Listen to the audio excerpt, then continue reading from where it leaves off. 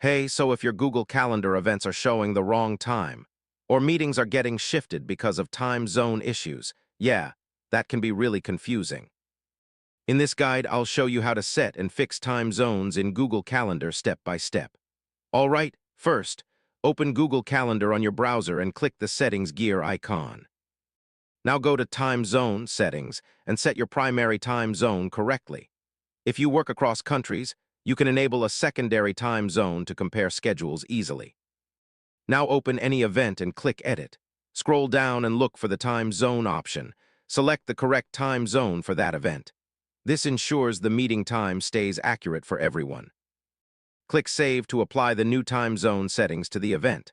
On your phone, make sure Google Calendar Sync is enabled so time zone updates appear correctly. Also check your device time zone. If your phone is set wrong, calendar events may display incorrectly. Finally, create a test event to confirm everything is showing in the correct time zone. And yeah, that's it. Once these settings are correct, your Google Calendar events will stay perfectly aligned no matter where you are.